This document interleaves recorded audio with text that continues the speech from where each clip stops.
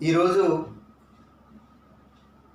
మనం బహుళకము మోడ్ గురించి తెలుసుకుందాం. బహుళకము అంటే మోడ్.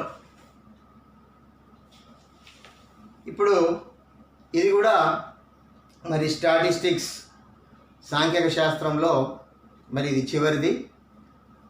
ఆల్రెడీ మనం సగటు తర్వాత మధ్యగతం కనుగొనటం నేర్చుకున్నాం.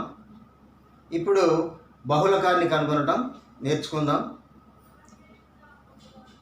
దీని తర్వాత చివరికి ఒక గ్రాఫ్ నేర్పుతాను, ఓజీ వక్రం. దాంతో మనకి ఈ చాప్టర్ కంప్లీట్ అవుతుంది. సరే, బహుళకం. మరి బహుళకం అంటే ఏంటంటే ఇచ్చిన రాశులలో తరచుగా వచ్చేదాన్ని బహుళకం అంటాం. ఇచ్చిన విలువలలో తరచుగా వచ్చేది అంటే ఎక్కువ సార్లు వచ్చేది అబ్జర్వేషన్స్లో మనకున్నటువంటి అబ్జర్వేషన్స్లో ఎక్కువ సార్లు వచ్చిందని మనం బహుళకం అని అంటాం. తరచుగా వచ్చేదాన్ని బహుళకం అంటాం.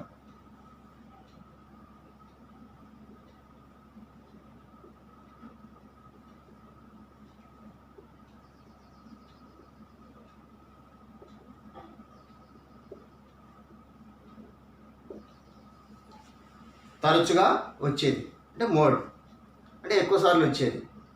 ఇది అవర్గీకృత. మరి ఒక ప్రాబ్లం చూద్దాం. దీని మీద అన్గ్రూప్డ్ డాటా సంబంధించినటువంటి ఒక ప్రాబ్లం చూద్దాం.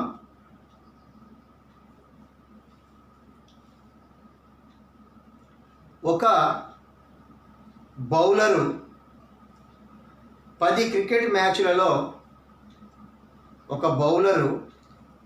క్రికెట్ మ్యాచ్లలో ఆయన తీసినటువంటి వికెట్లు అంటే ఒక 10 మ్యాచ్లు ఆడిండు, ఒక్కొక్క మ్యాచ్లో ఎన్ని వికెట్లు తీసిండు అనేది ఇక్కడ ఒక డేటా ఉంది. అన్గ్రూప్డ్ డేటా చూడండి. ఆ డేటా 2, 6, 4, 5, 0, 2, 1, 3, 2, 3. ఇది డేటా. దీనికి మోడ్ కనుక్కోవాలి అంటే బహుళకము కనుక్కోవాలి. ఇది అన్గ్రూప్డ్ డేటా. 1, 2, 3, 4, 5, 6, 7, 8, 9, 10 మొత్తం 10 అబ్జర్వేషన్స్ ఉన్నాయి. మరి వీటిలో ఇవేంటివి? ఒక బౌలర్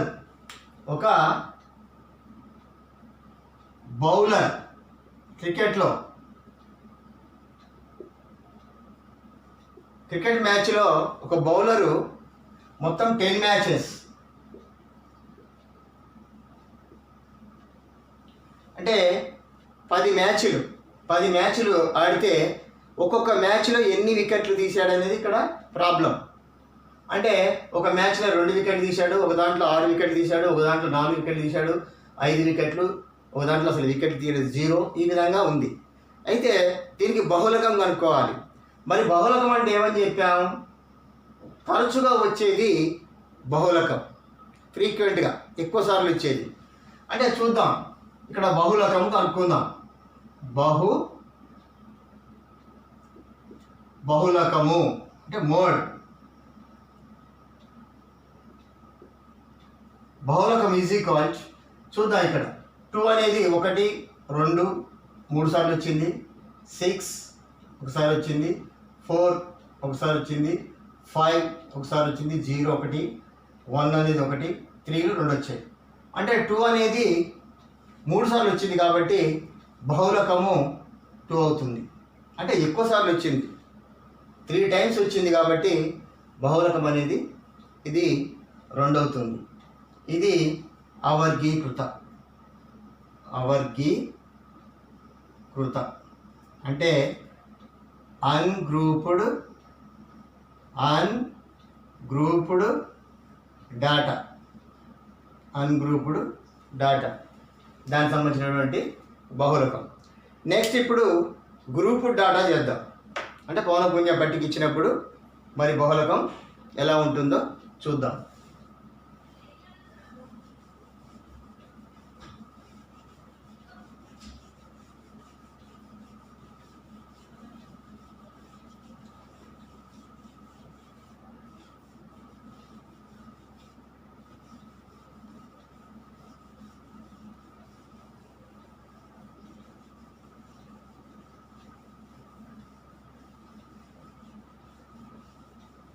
ఇప్పుడు మనం గ్రూప్డ్ డాటా తీసుకుందాం. గ్రూప్డ్ డాటా ఒక ప్రాబ్లం తీసుకుందాం. ఇక్కడ ఒక లెక్క ఉంది. ఈ క్రింది దత్తాంశములకు మరి బహుళకం కనుగొనండి. అంటే ఇక్కడ మనకు ఒక పౌనఃపున్య విభాజనము పట్టిక ఇవ్వడం జరిగింది గ్రూప్డ్ డాటా. మరి దానికి మనం బహుళకం కనుక్కోవాలి. ఒకసారి ఆ లెక్క మీకు చెప్తాను. ఇక్కడ ఒక సర్వే చేస్తే 20 కుటుంబాలని సర్వే చేస్తే ఒక్కొక్క కుటుంబంలో మరి ఎంతమంది పిల్లలు ఉన్నారు అనేది ఇక్కడ సర్వే చేయడం జరిగింది. అంటే ఒక 20 కుటుంబాలని 20 ఇళ్ళని సర్వే చేయడం జరిగింది. ఆ 20 ఇళ్ళల్లో ఒక్కొక్క కుటుంబంలో ఎంతమంది ఉన్నారు అనేది ఇక్కడ ఒక ప్రాబ్లం. దానికి మనం బహుళకాన్ని కనుక్కోవాలి. చూద్దాం. ఇప్పుడు లెక్క రాస్తున్నాను.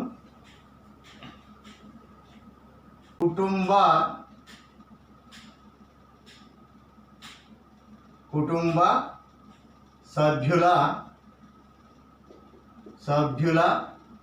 సంఖ్య, కుటుంబాల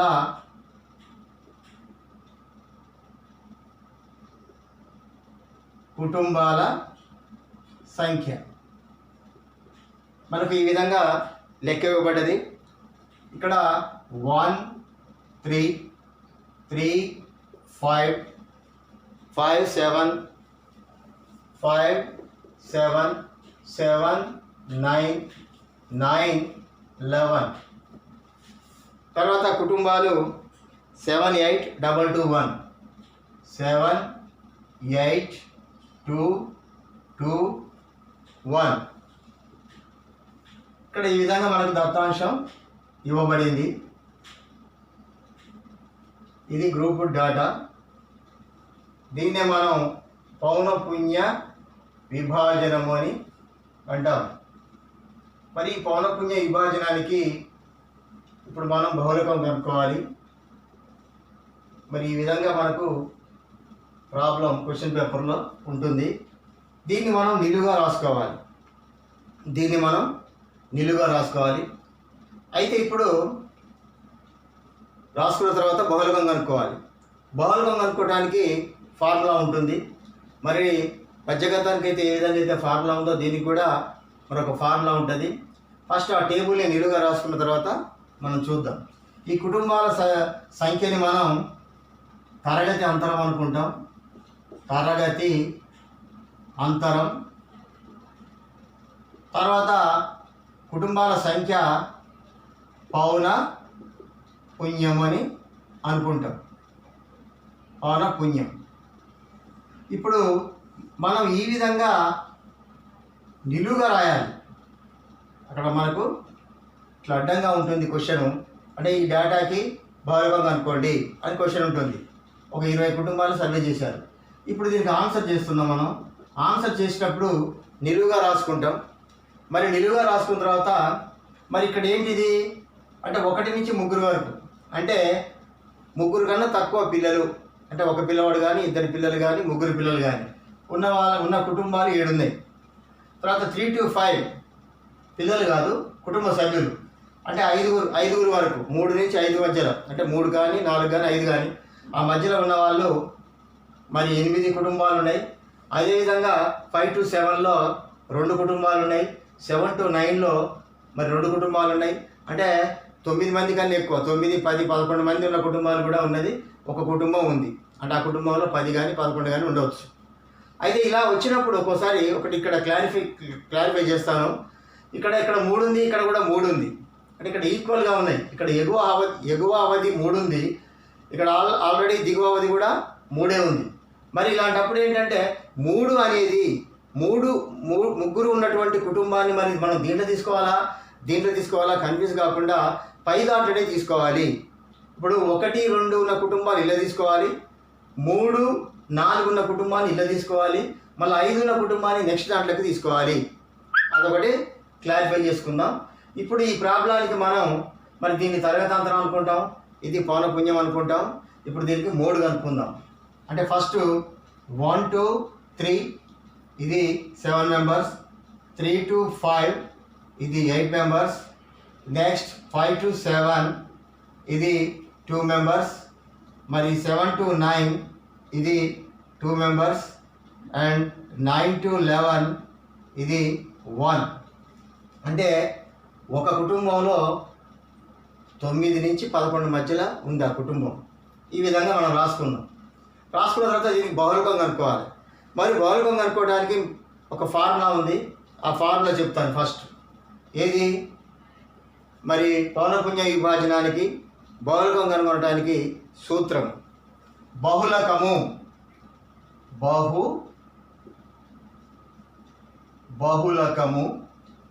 is equal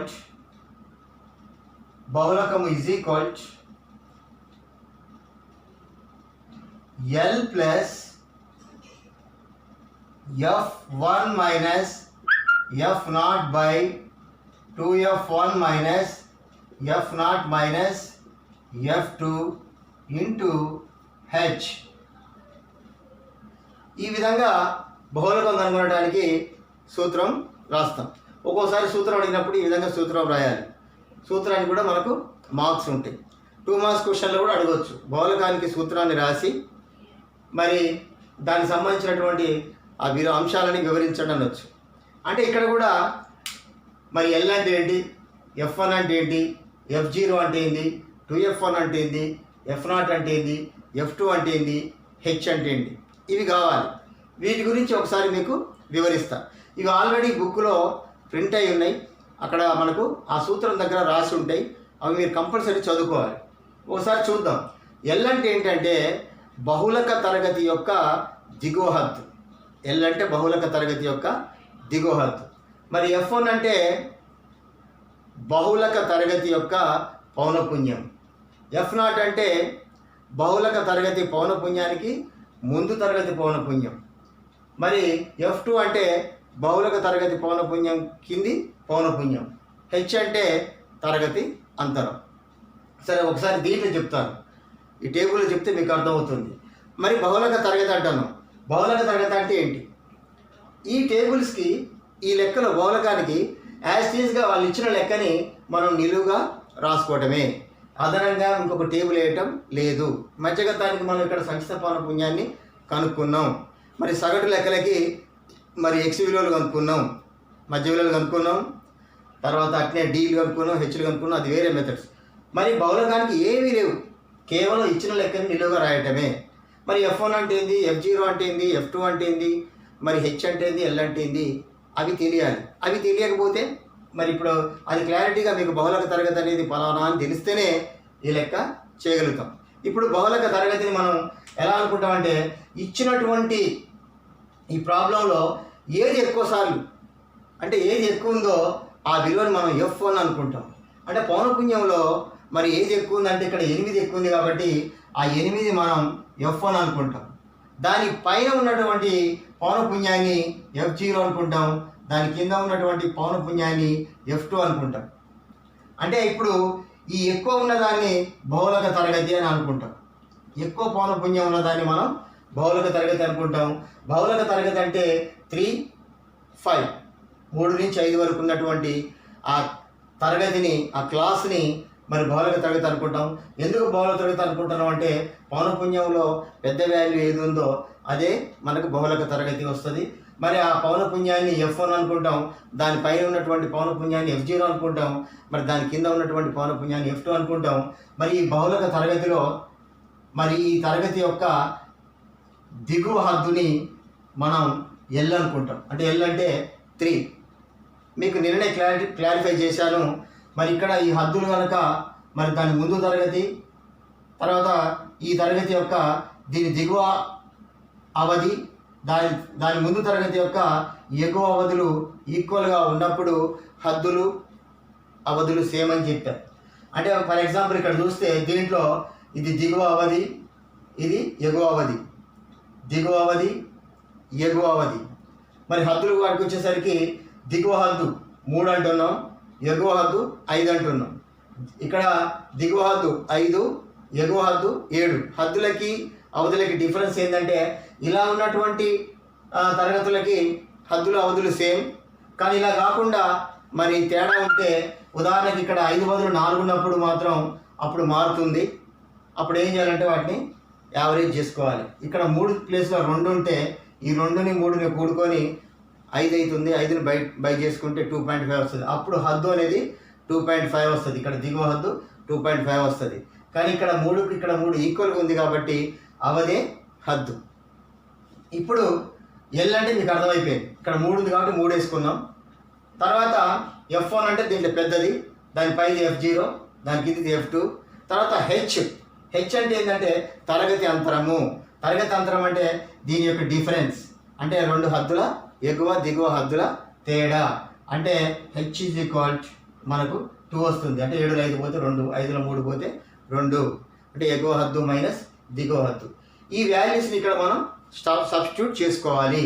అంటే ఇక్కడ F1 ఈజ్ ఈక్వల్ చూద్దాం, ఎల్ అంటే ఇక్కడ మనం అనుకున్నాం 3 ప్లస్ F1 అంటే 8 మైనస్ F0 7 బై 2F1 అంటే 2 × 8 మైనస్ F0 7 మైనస్ F2 2. ఈ విధంగా వాల్యూస్ రాసుకున్నాం. ఇంటూ హెచ్ కూడా 2 వచ్చేసింది. అంటే ఇక్కడ ఈ విలువల్ని దీంట్లో ప్రతిక్షేపించుకున్నాం. ఎల్ దగ్గర 3 రాసేసుకున్నాం, F1 దగ్గర మరి 8 రాసుకున్నాం, మరి F0 దగ్గర 7 రాసుకున్నాం, మరి ఇక్కడ కూడా 2F1 అంటే 2 × 8 రాసుకున్నాం. తర్వాత ఇక్కడ F0 అంటే 7 రాసుకున్నాం. అదేవిధంగా మరి F2 అంటే 2 రాసుకున్నాం. దీన్ని సింప్లిఫై చేయాలి. ఇక్కడ 3కి 3 ప్లస్ 8 మైనస్ 7 అంటే 1. ఇక్కడ 2 ఉంది కాబట్టి బై ఇంటూ 2 బై 2 8 2 8 16 2 8 16 7లో 7 మైనస్ 2 అంటే మైనస్ 9 వస్తుంది. 7 2 కూడుకోవాలి. ఇప్పుడు 3 ప్లస్ 2 1 2 బై 16లో నుంచి 9ని తీసేస్తే మరి 16లో 9 పోతే మనకు 7 వస్తుంది. ఇప్పుడు ఏం చేయాలంటే 2ని 7తో డివైడ్ చేయాలి. మరి 2ని 7తో డివైడ్ చేస్తే మనకు 3.286 వచ్చింది. భాగారం చేయాలి. అంటే ఇక్కడ 3 ప్లస్ 2ని 7తో భాగం చేస్తే 2. మనకు వచ్చినటువంటి ఆన్సర్ ఎంత అంటే 3.286. 3.286 అంటే ఇక్కడ 286 కాదు. ఇక్కడ మనం ఫస్ట్ 2ని 7తోని డివైడ్ చేయాలి. 2ని 7తోని మనం డివైడ్ చేయాలి. అంటే పోదు కాబట్టి పాయింట్ పెట్టుకుంటాం, 0 వస్తుంది.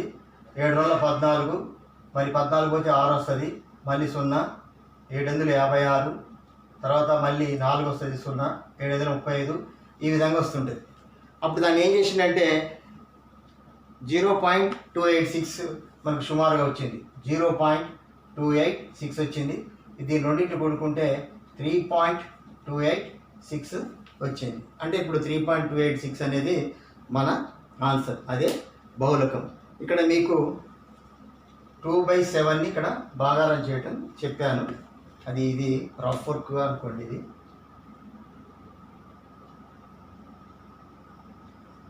ఇది రఫ్ వర్క్ తీసుకోండి, ఇటు పక్కది అది రఫ్ వర్క్ అనుకోండి.